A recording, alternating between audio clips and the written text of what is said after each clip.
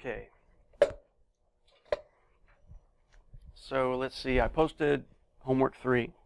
I have your exam grades, I just haven't posted them yet, so I'll get them to you. Maybe tonight, maybe tomorrow, but as soon as I can. Grades were good overall. I think the average and median were 85 or so I was happy. The homework 3, the first problem is what we've been talking about for the last few lectures, principal components. So I want you to use this data set, stock prices. Let me open it up real quick.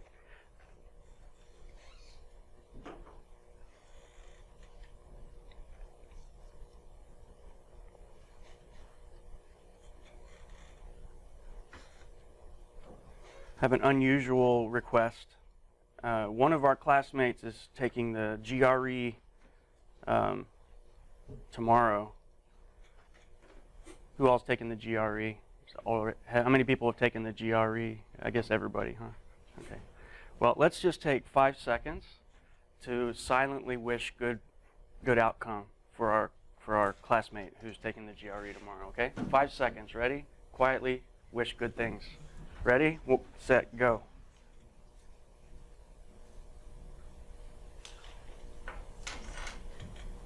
Okay. So now you're bound to ace it.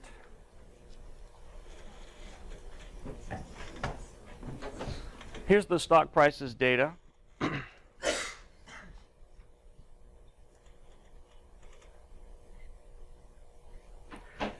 And these are 5 stocks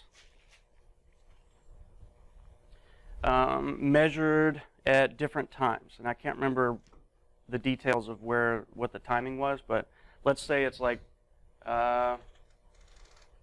average change in the stock per month over a long period of time. The numbers then are changes, percent change in stock price. Why won't my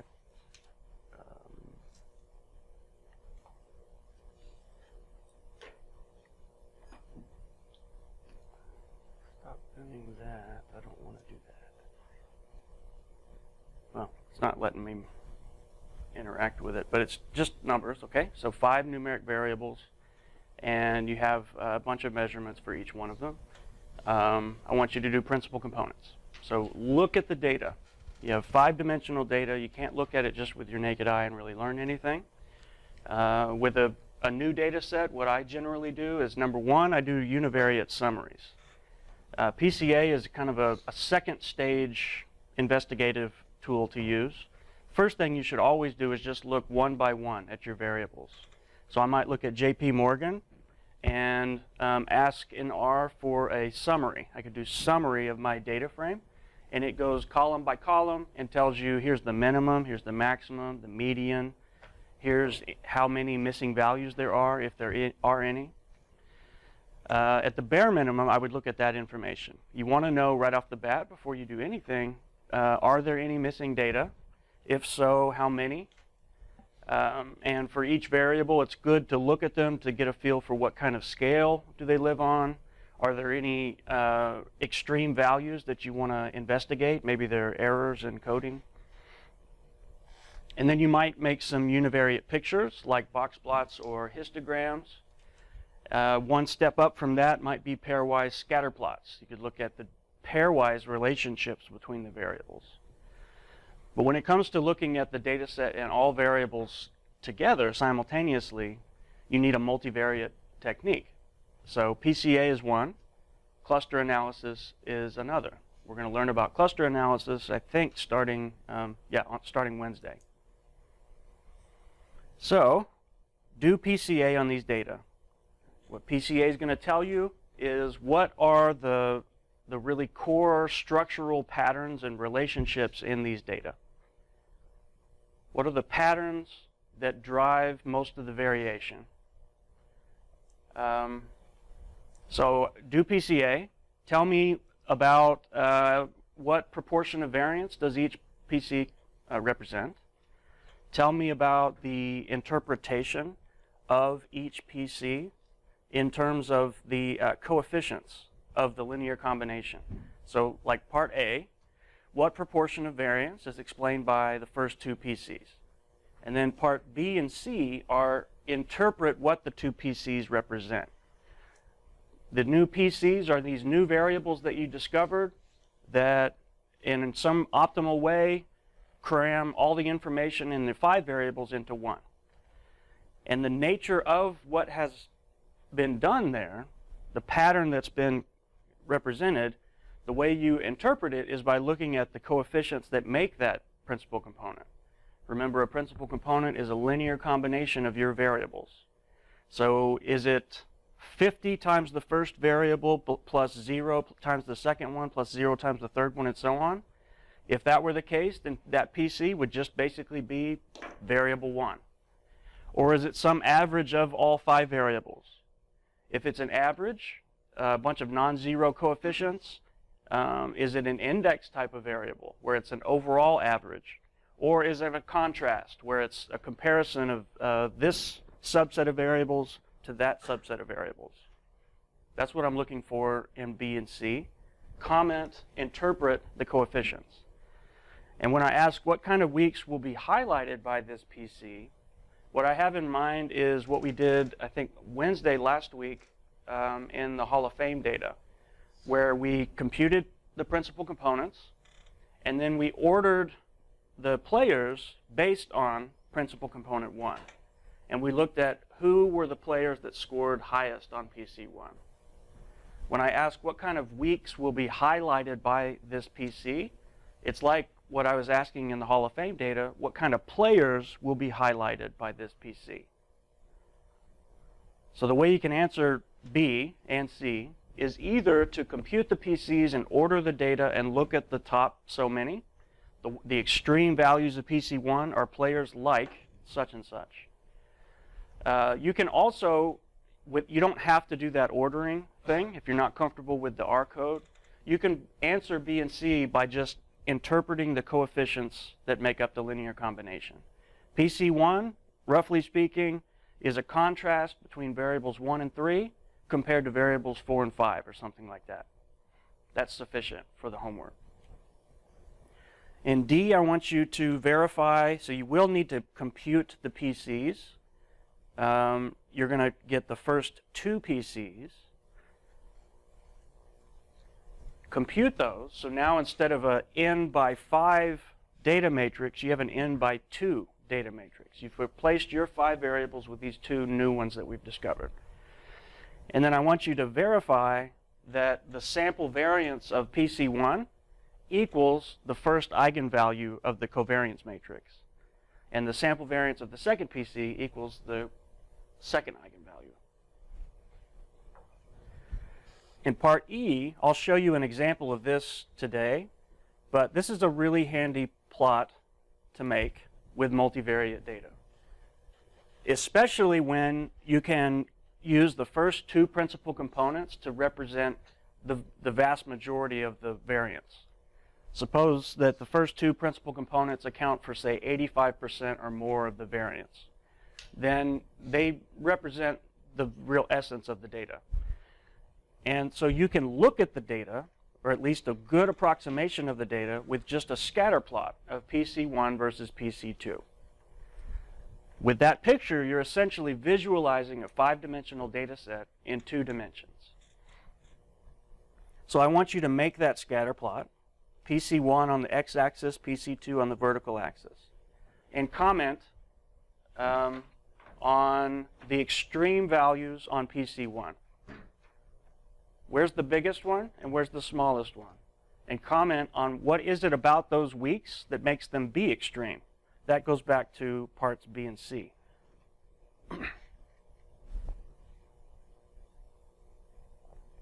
The rest of the homework is cluster analysis stuff that's coming. So hold off. Unless you want to dive into topic 8 and read ahead a little bit.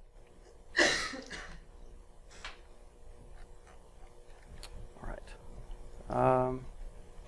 So what I wanted to do today was wrap up principal components. And in particular, I want to show you at least two things. Number one, that scatter plot of principal components. That's often just called the principal component plot.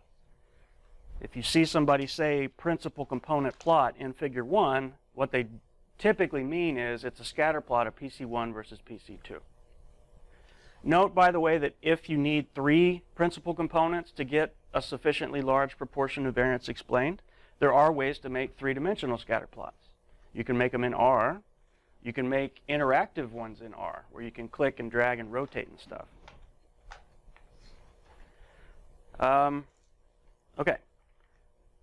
So that's one thing I want to show is the scatter plot. The other thing I want to show is how do you decide with a given data set how many principal components you need to use. All I've really said so far is if you're going to go from P down to a smaller number, you want to pick that smaller number such that that many PCs explain a good proportion of the variance, total variance. You don't want to overly filter your data.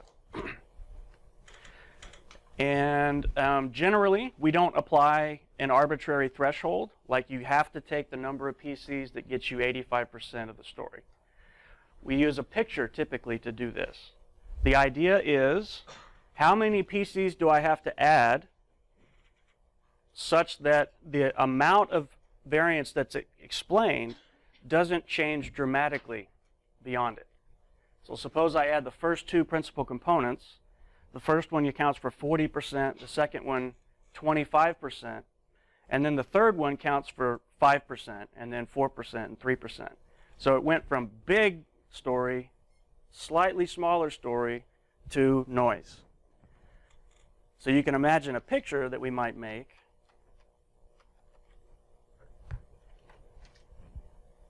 like this, where we say principal components 1, 2, 3, ... up to P.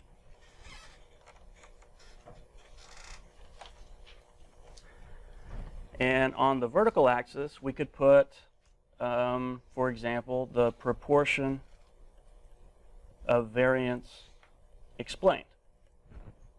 The first principal component maybe explains 40%, 25%, and then maybe it drops down to be pretty flat.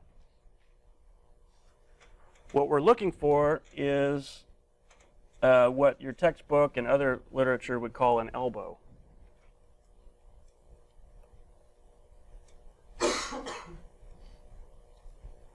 This picture is called a scree plot. A scree, apparently, is what you call a collection of rocks at the bottom of a cliff. So there's a cliff and a bunch of rocks fall off the side of the cliff, and you get this kind of buildup right next to the cliff. As soon as the rocks stop, you're on flat land again.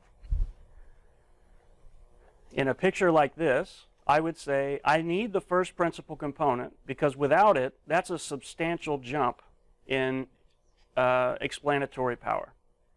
I need the second PC because without it, that's a substantial jump of lost explanatory power. Beyond PC2, adding PC3 doesn't add much because it's pretty flat over here.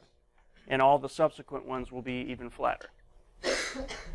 So with a real-world data set, you do PCA, use PrinComp or PRComp, or just do the eigendecomposition yourself, and make a picture like this.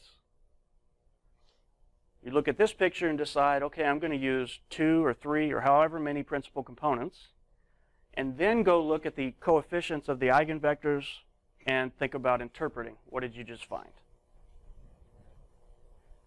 So let's go to the Hall of Fame data and look at this.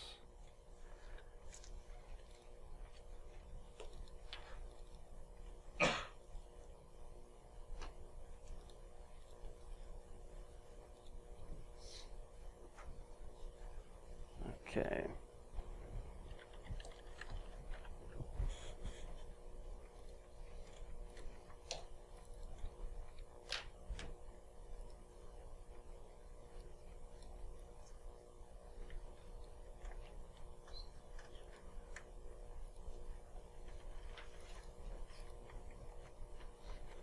So here's the Hall of Fame script. Load the data, extract the numerical variables we've been playing with, and that's all I need. Guess I'll go ahead and compute these.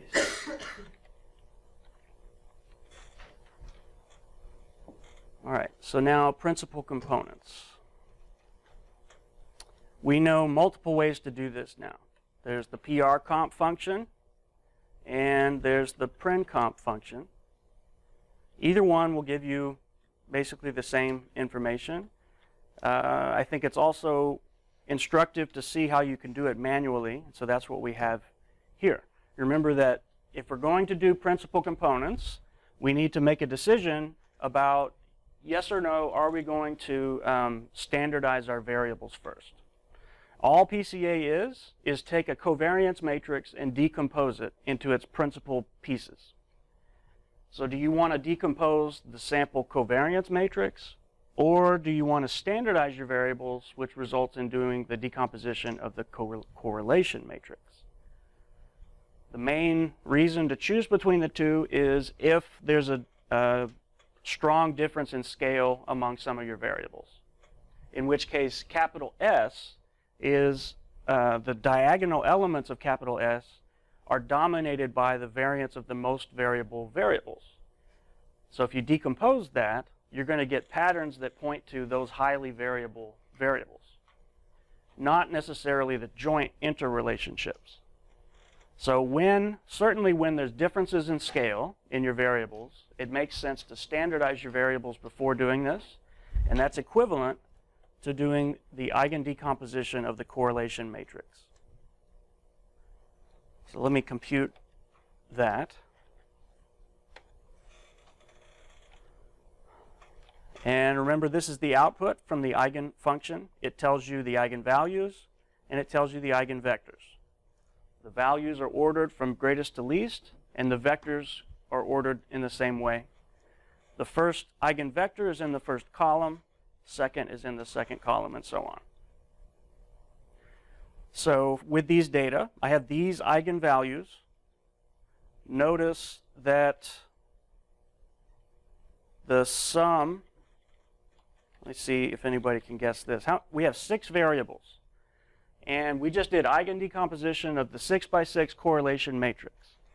Remember that the sum of the eigenvalues of that thing equals the sum of the diagonals of that thing. So what's this going to equal when I hit enter? Right. See? Values. 6. The sum of the eigenvalues equals the sum of the variances. Once you standardize, the variances all equal 1. Proportion of variance would be the eigenvalues divided by then the sum of the eigenvalues. First PC explains 71% of the story, second one's 14, third one's 9, and so on. So we could make right now a screeplot. Let's do that. A screeplot to decide how many PCs to use. So we'll do a scatter plot. Plot. On the x-axis, I want 1, 2, 3, ... 6. I can do that with 1:6. And on the vertical axis, I want the proportion of variance explained. So I'll put the eigenvalues divided by the sum of the eigenvalues on the vertical axis. And then just to be fancy, we'll connect the dots.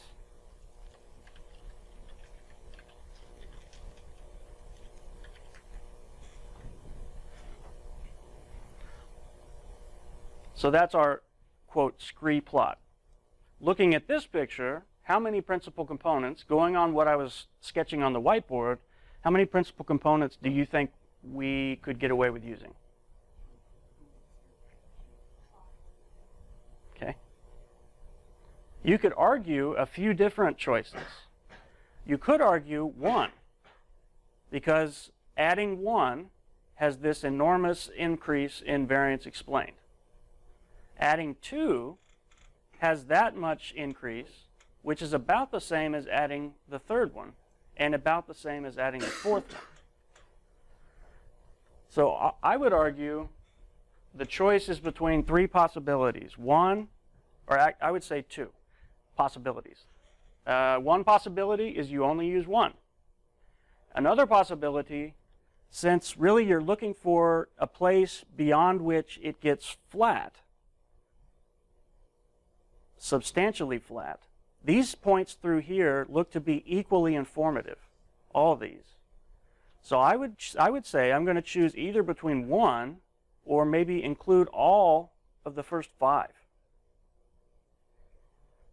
The problem with including all the first five is that much of the benefit that we like about principal components has been lost because we haven't really compressed the data much. We've removed one piece. So this is actually kind of an interesting case. There's not a perfect choice of where to draw the line. You don't have a real strong argument for picking two, because if you're going to include the second one, why didn't you include the third one? They both seem to increase the explanatory power about the same. And the fourth one does that as well.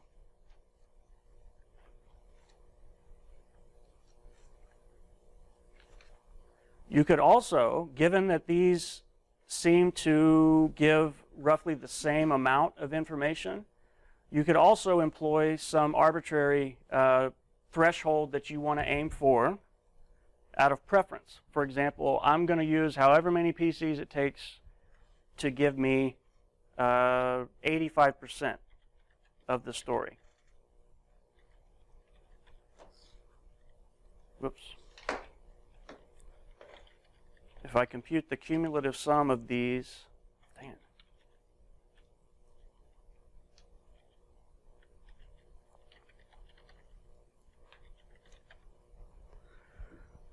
With the first two PCs, I can explain 85%. With the third PC, I can explain 94%.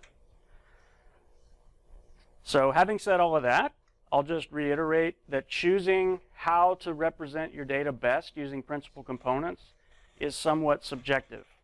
So is cluster analysis.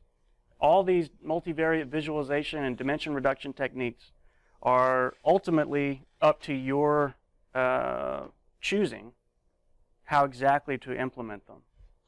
Different people have different rules of thumb. I think using a screeplot is a good place to start. I might report this screeplot to my collaborative team or my boss and say, I could argue for us just using one. I could argue for us just using two if we wanted to aim for 85%. I could even argue for us to use five. Here's the pluses and minuses of using each of those. And then make a decision. All right, we agree. A good compromise between all of this is to use, say, two principal components. Cluster analysis, we're going to be asking, like with Hall of Fame players, how do the players group together?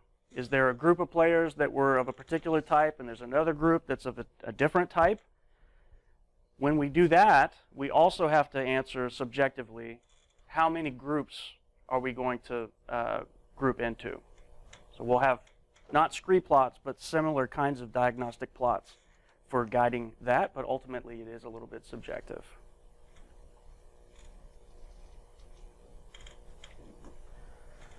So let me show you the principal component picture, the scatter plot of the PCs. In order to do that, I need to compute the PCs. Going back to the whiteboard briefly, with the Hall of Fame data,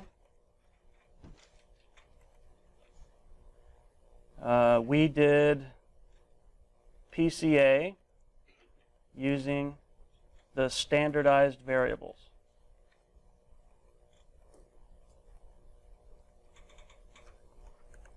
So that's just eigen decomposition of the correlation matrix.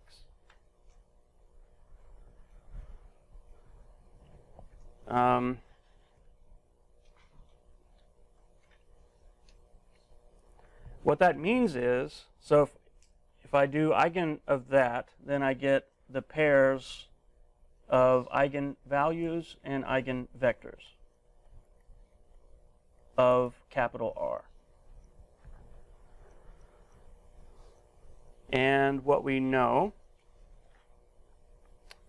is that the principal components, here's an N by P matrix. The principal component version of this data set, the complete principal component version, using all the principal components. This equals my standardized data times matrix times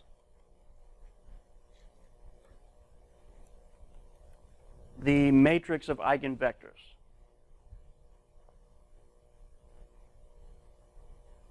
Each principal component is a linear combination of the p variables, and the coefficients of the linear combinations are in the columns of the matrix of eigenvectors. So we can compute all p of the principal components by standardizing our data and putting that in an n by p array, and matrix multiplying that by the matrix with the eigenvectors in the columns. So this is what I have in the code. Compute all the PCs by doing standardized version of the data times the matrix of eigenvectors. That's what this is. The scale x and so on is take x, which was our original n by p matrix of numeric variables, and apply the standardization operation. Center them, mean center them, and standard deviation scale them. That's what the scale function does. Just to spread this step out just a bit, let's do x standardized is scale x, and I want you to both center and scale. Then I can put x st here. So let's compute x st and take a peek at it, just so we're clear on what it is.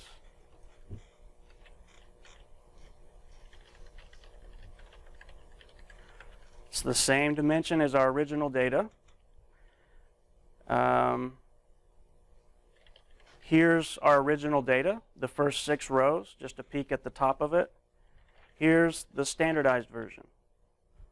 So they're all those thousands and hundreds of numbers, those have been converted to numbers that live between, or they're centered at 0 with a standard deviation of 1. And if I say apply column by column the sample average function, it gives me zeros. Those are numeric slight differences from 0. Nearest makes no difference, it's 0. It's just a computational thing. So just to be clear, round to the nearest 4 digits, 0. The averages are now 0. And similarly, if I go column by column and ask for the standard deviations, they're all 1. Standardized version of our data. So now I can compute our principal components by taking that standardized version of our data and multiplying it again by the matrix with the eigenvectors in the columns. Here's PC. It's the exact same dimensions as our original data because we haven't reduced it yet. But PC1 is in the first column, PC2 is in the second column.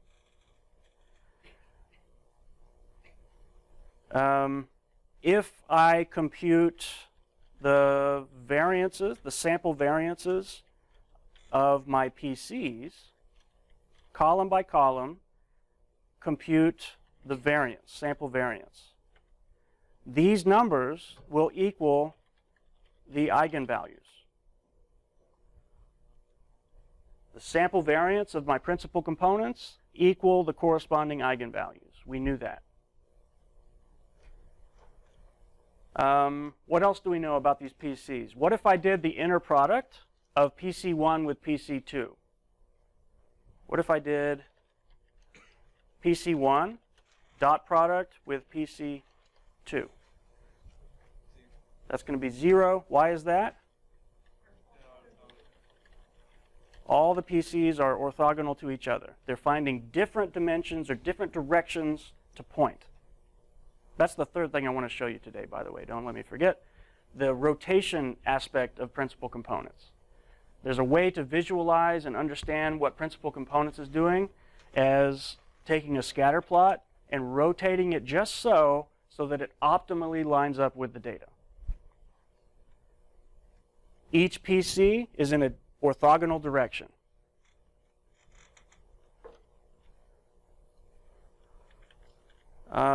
Okay.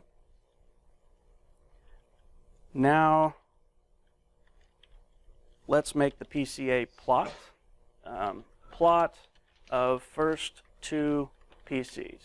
So assuming we were okay with just using 2 PCs, let's make a picture based on that representation. So we're just going to do a scatter plot of the first PC versus the second PC.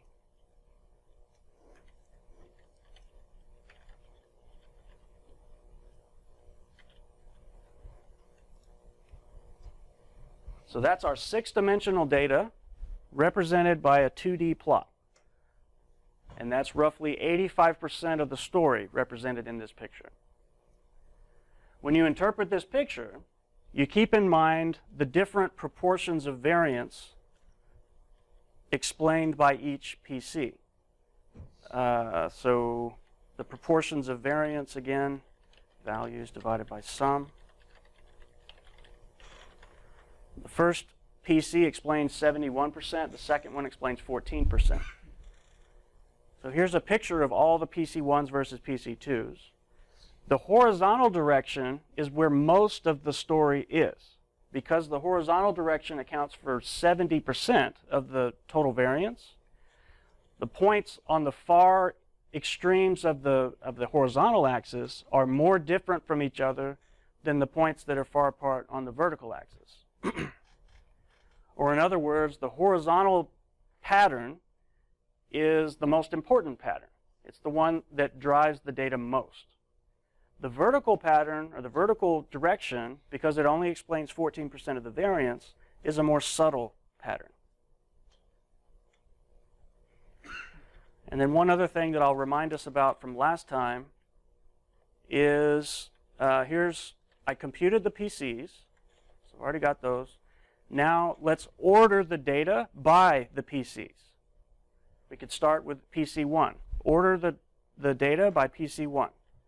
This will show us what type of players are highlighted by PC1. And then if we order by PC2, what type of players are highlighted by PC2. So what I'm doing here, this first command, is using the order function. So suppose we have a vector that's these numbers, 4, 1, 5, or 6, 2. R has a couple of functions for ordering things. There's the sort function.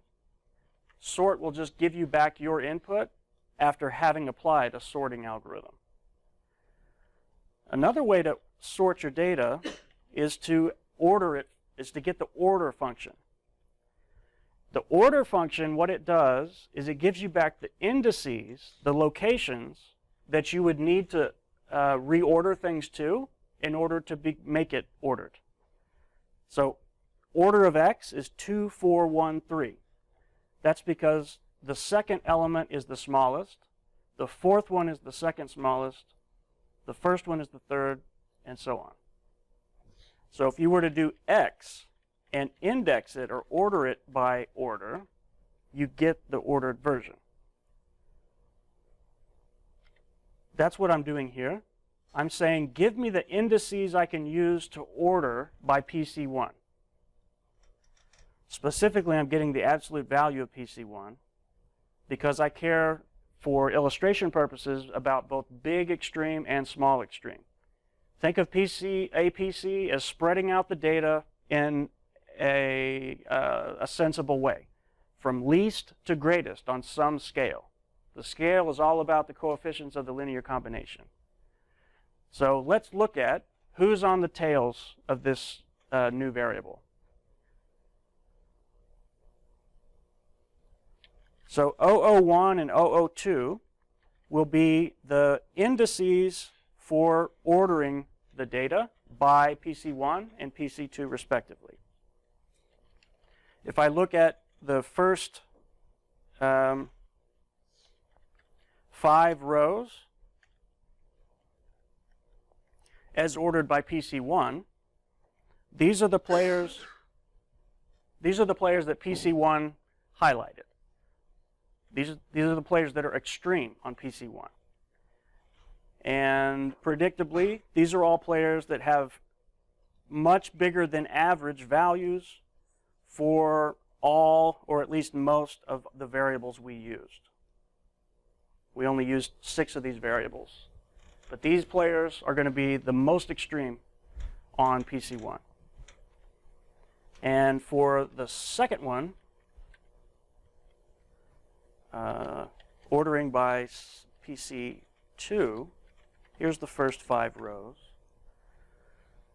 And as I said last week, this one's maybe a little more interesting. It does represent a less prominent relationship in the data. These players are themselves extreme in a certain way. It's not the same way as PC1 type players. PC1 players are above average on all the career stats. PC2, if you recall, eigenR vectors, here's the coefficients of PC2. Let me show that a little differently.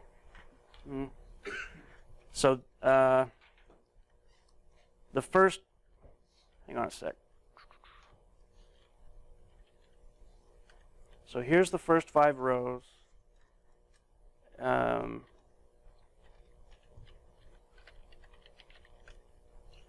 Here's the first 5 rows and just the 6 variables that we are working with. So it's a little simpler version. I don't have the names anymore, but we've got the 6 variables.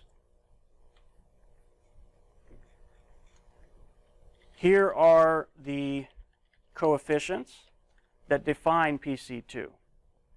So PC2 is basically 0.07 times hits plus 0.48 times home runs, 0.31 times RBIs, and so on. And earlier when we looked at this, we said, well, let's just kind of ignore the 0.07 and the 0.09 because qualitatively they're not on the same magnitude as the others. And let's roughly interpret PC2 as a contrast. It's a contrast between home runs and RBIs compared to batting average and on-base percentage. It's kind of like average home runs and RBIs, and then take a difference with an average of batting average and on-base percentage. So players who are extreme on this principal component will tend to have above average values on these variables and below average on these variables, or vice versa. Multiplying all these coefficients by -1 does not affect their interpretation. So whether it's a negative coefficient for home runs and RBIs or positive, it's still representing the same story. These players that showed up as extreme on PC2, they will tend to have higher than average home runs and RBIs, lower than average batting average and on-base percentage. So some of these are more obvious than others. Here's a case with a low number of home runs and RBIs, but these are above average numbers on these averages. PC1 orders by just overall output. PC2 is this more subtle sub-pattern about players who are good on averages but not good on power totals, or vice versa.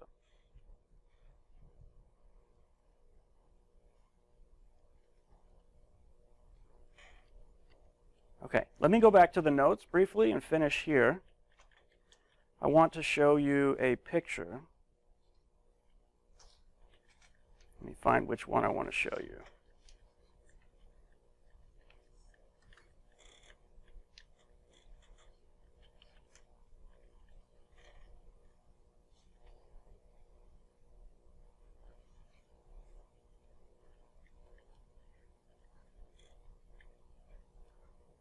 Let's go here. Actually, I think I'll just draw on the whiteboard. Suppose we have data n by p, and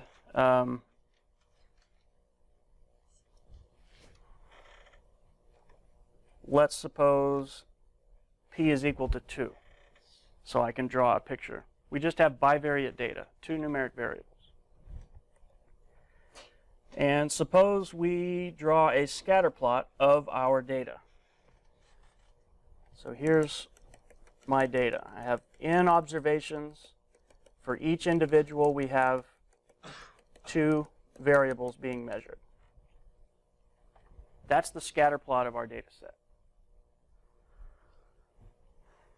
What PCA, one way to think of PCA is if we were to start in the middle of our scatter plot, and if we wanted to rotate the axes to follow the dominant patterns of the primary axes of the data.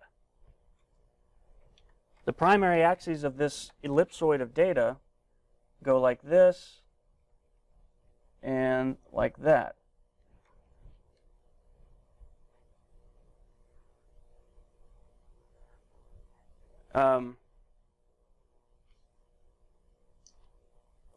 What PCA discovers for us is those red vectors. One of the things that it finds for us is those red vectors.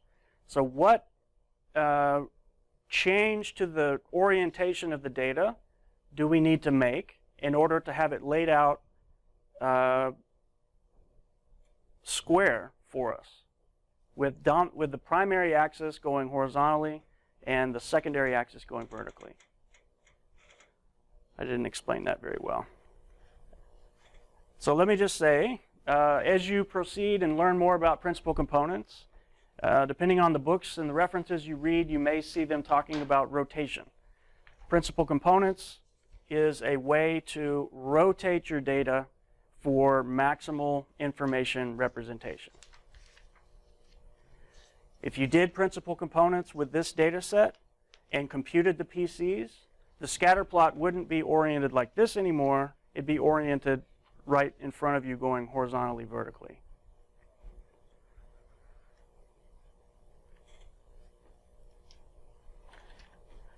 Okay, so I think I'm happy with what we've covered in PCA. There's a chunk of the notes that is about control charts, monitoring quality control charts. One of the previous chapters also had some stuff about quality control charts. I don't cover that in this class. I've got the notes here just in case one of these semesters somebody's interested in it. But control charts, let me just say something briefly about it, are tools that are used in a business setting or a manufacturing setting or something for monitoring a process. As you're manufacturing a doohickey, you take measurements daily on quality control, some kind of quality control, like how far away from specs are the doohickeys this day. If you take those quality control measurements over time, what a business person would be interested in is watching the plot of the quality control things and finding a time maybe where they jump. They're going to be bobbing around randomly. Sometimes they're off a little bit positive, sometimes they're off a little bit negative. But you might want to watch those and try to detect statistically when they've jumped substantially, significantly. So let's just draw a picture to illustrate hypothetically. Maybe this is weeks, and this is our quality control measure. we see bobbing around, and then it does this. If you were visually watching this picture, you'd notice that spot as a potential problem. Something seems to have happened to the process that has increased substantially. The problem is you don't have time to look at every single picture like this, so it's nice to have statistical algorithms that check it automatically for you. Quality control charts are about that, basically.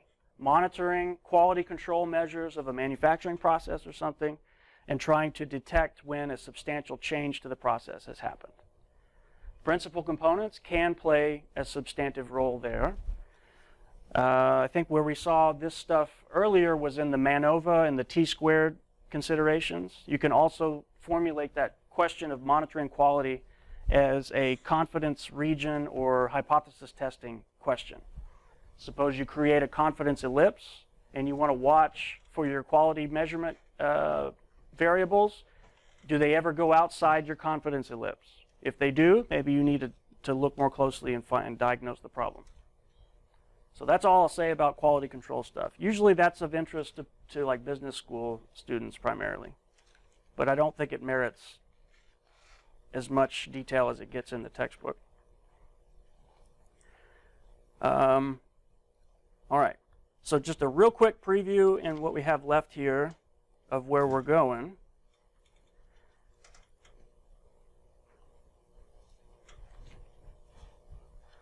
We're not done, by the way, with PCA-like things.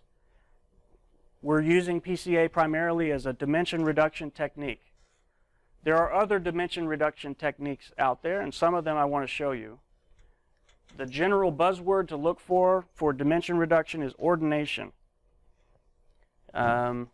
Ordination is jargon for taking a multivariate data set and kind of decomposing it into core representative pieces. Dimension reduction, reducing the number of variables. PCA is your go-to tool for doing that when you have numeric variables. Another thing I want to show you, it'll probably be next week, is what a similar tool for when you have categorical variables. In a typical modern data set, you have both. You've got some columns that are numbers. It makes sense to do arithmetic with them. You have other columns that it doesn't make sense to do arithmetic with. Those are categorical. There is a way to do PC-like decomposition with categorical variables. It's called correspondence analysis. So I will show you that, and I have a data set for us to play with that. That's pretty interesting as well. You work for a company. You've got this big data set full of information on your clients. That information includes gender, race, education level, categorical things. And it's just as interesting there to be able to break it down into the most informative subgroups in terms of those categories. All right. So where we're going immediately on Wednesday is topic 8. And topic 8 is all about cluster analysis. We're going to make pictures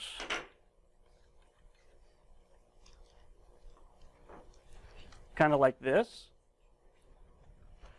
where we're grouping together individuals or variables from our data set. We can do it either way. We can group the individuals into clusters, or we can group the variables into clusters. Either way, we're going to have to talk about how similar are two individuals, say. Because if I'm going to group individuals who are similar to each other, I have to define some measure of similarity. So we're going to be talking about distances. Distance. Statistical distance we've talked about. We'll talk more about distance. We have to compute distances between individuals or variables. Okay, I'll let you go there. Exam scores coming as soon as I can get them up. Okay, I'll see you Wednesday.